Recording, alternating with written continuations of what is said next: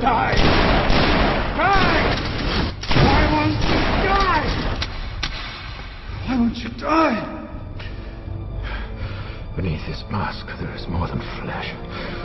Beneath this mask, there is an idea, Mr. Creedy. And ideas are bulletproof. So, YouTube has now started removing videos critical of them, publicly using the same community guidelines in which they state, "We encourage free speech and defend everybody's right to express unpopular points of view," as a reason to silence criticism directed at them. Having long failed to get a response from YouTube over its inability to correct mistakes or offer protection from users being subjected to harassment by such mechanisms as bot voting by a small number, I decided a more direct approach was required. The Achilles heel of YouTube is without question their advertising unit. You must have noticed the progressive spread of ads over YouTube. Given that YouTube is driven by profits, and that they make their profits off of adverts, this is the one channel of communication they cannot afford to make convoluted or intentionally difficult to use.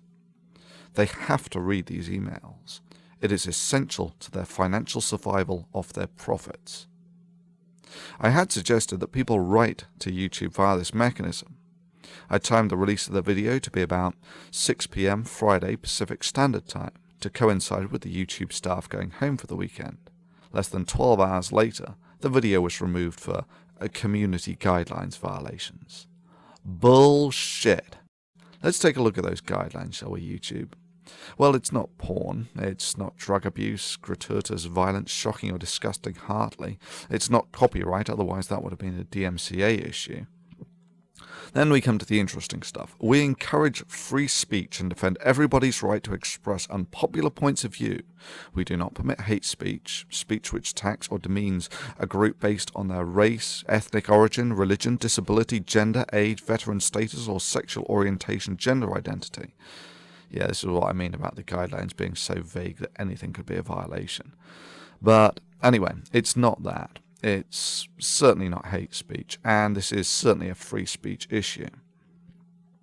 Things like predatory behavior, stalking, threats, harassment, intimidation, invading privacy, revealing others' personal information, and inciting others to commit violent acts or to violate the terms of use are taken very seriously.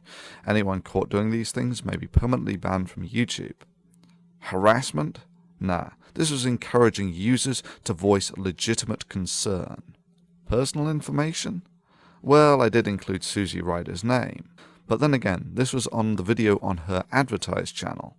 I gave away no information that wasn't the first thing that came up when you typed the information on her YouTube advertise video into Google. In any event, it's not personal information. This is just the contact information for the ad sales director of YouTube. This would be like claiming that asking someone to write to President Hussein at the White House is giving away their personal information. Okay, next. Everybody hates spam. Don't create misleading descriptions, tags, titles, or thumbnails in order to increase your views. Well, it's none of those. It is not okay to post large amounts of untargeted, unwanted, or repetitive content, including comments and private messages. No, no, and no. I did none of these. I did not post large amounts of unwanted or repetitive content, nor is this spam. This was the YouTube community expressing its opinion to YouTube.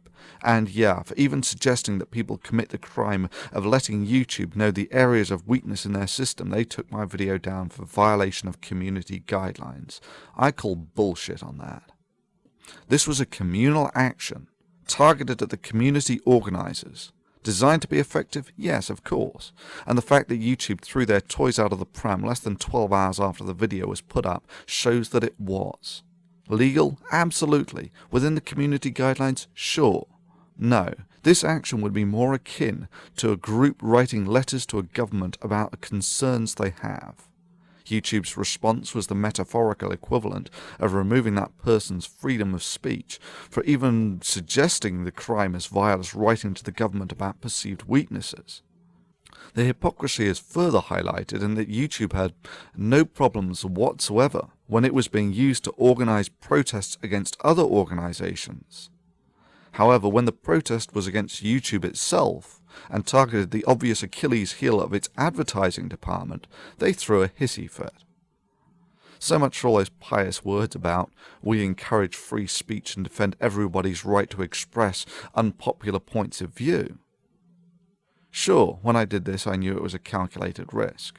I just figured that YouTube regarded its corporate image more highly than to burst into tears and throw its toys out of the pram at the first sign of someone organizing a protest against them. Evidently I made a mistake. So what do we learn from this? Well, firstly, YouTube has shown us that they get real pissy when you write to its advertise channel. The one channel of communication, it needs to be clear and easy to use. Secondly, YouTube's guidelines regarding encouraging free speech and defending everybody's right to express unpopular points of view does not extend as far as videos critical of YouTube or suggesting protests against it. Let me just conclude this by listing the second weakness of YouTube, just to make it explicitly clear. If you are one of the relatively few who has a big channel, then YouTube has you by the balls. You put a lot of work into it and YouTube can shut you down at the flick of a switch. If you have a small channel, and there are millions of you who do, then you have YouTube by the balls. YouTube cannot afford the time to flip millions of switches. In essence, the subscribers and fans are the only real defense of big users against YouTube. In this sense, I thank all those who mirrored the original video, a very good strategy. Further, if you not only download but recode the video, it will not appear as a duplicate and it will not be as easy for YouTube to use automation to remove these videos. Do I have anything to lose by being shut down by YouTube? Of course. If you just take the 30 or so why do people laugh at creationist videos and take into account the fact that they took about 2 working days on average to make, that's about average. So that's say 2 months work at an average US salary of, let's say, for instance, $40,000 a year. So that's $6,000 to $7,000 worth of work. Do I value the work of this channel? Yeah, sure. I just value free speech more.